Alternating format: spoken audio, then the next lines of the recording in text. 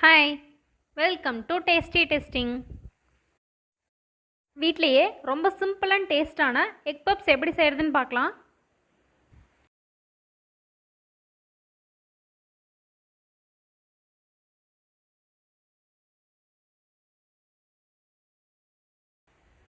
மூணு முட்டையை தண்ணியில் சேர்த்துட்டு கொஞ்சம் உப்பு போட்டு வேக வச்சுக்கலாம். ஒரு கப் கோதுமை மாவு எடுத்துக்கிறேன். கொஞ்சமாக உப்பு, தண்ணி சேர்த்துட்டு சப்பாத்தி மாவு பதத்துக்கு பிணைஞ்சு எடுத்துக்கலாம். இந்த மாதிரி கை வச்சு நல்லா அழுத்தி பிசைஞ்சிங்கன்னா நல்லா சாஃப்டாக வரும்.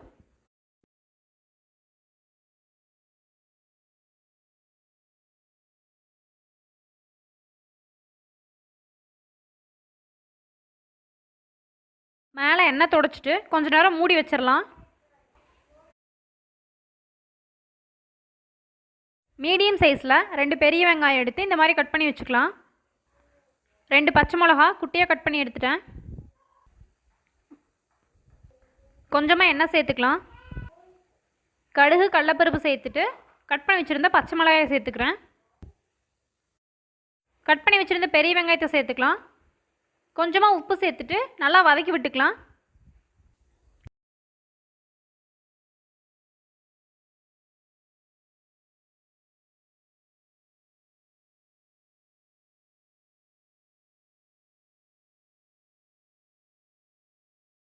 அரை டீஸ்பூன் மிளகாத்தூள் சேர்த்துக்கிறேன்.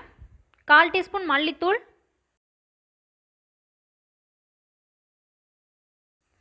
வதக்கிட்டு ஃபைனலாக கொஞ்சமாக கரம் மசாலா சேர்த்துட்டு இறக்கிக்கலாம்.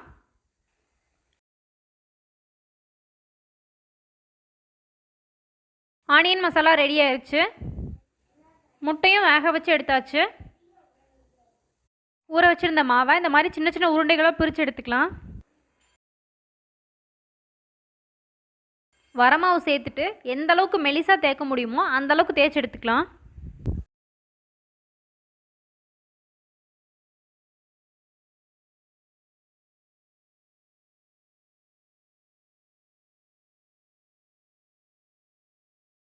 கொஞ்சம் எண்ணெயும் வரமாவும் தடவி விட்டுட்டு அதுக்கப்புறம் இந்த மாதிரி மடித்து தேய்ச்சிக்கலாம். இந்த மாதிரி தேய்ச்சோம் அப்படின்னா தான் பப்ஸ் நம்மளுக்கு நல்ல லேயராக கிடைக்கும். இப்போ செகண்ட் டைம் தேய்க்கும் போது நல்லா சப்பாத்திக்கு தேய்க்கிற அளவுக்கு தேய்ச்சிட்டிங்கன்னா போதும். 4 பக்கமும் கட் பண்ணி எடுத்துக்கலாம்.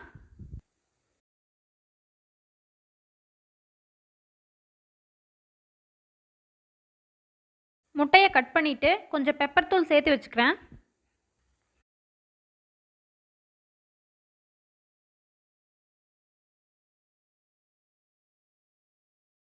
தேய்ச்சி வச்சுருந்த ஷீட்டு மேலே ஆனியன் மசாலா வச்சுக்கலாம். ஒரு பீஸ் முட்டை வச்சுக்கலாம். இந்த மாதிரி 4 பக்கம் எடுத்து கவர் பண்ணிடுங்க. இந்த 4 பக்கம் கார்னரையும் நல்லா அழுத்தி விட்டுக்கலாம். அப்போ தான் பிரிஞ்சு வராது. மற்ற எல்லாத்தையும் இதே மாதிரி தேய்ச்சி எடுத்து ரெடி பண்ணிக்கலாம்.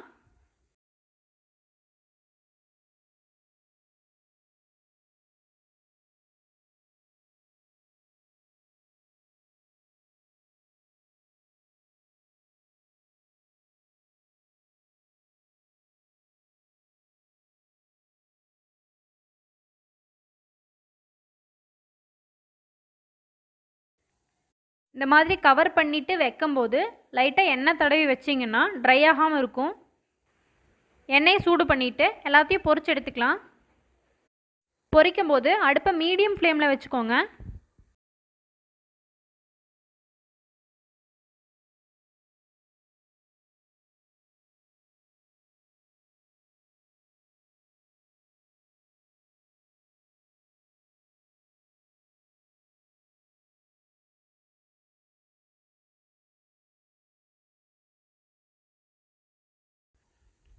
அடுத்த பேட்சும் பொரிச்சு எடுத்துக்கலாம்.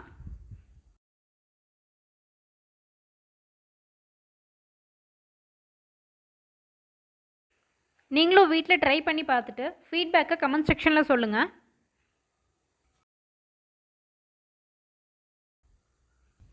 அவ்வளோதான், நம்மளோட எக் பப்ஸ் ரெடி ஆயிடுச்சு. நிறைய லேயர்ஸும் வந்திருக்கு.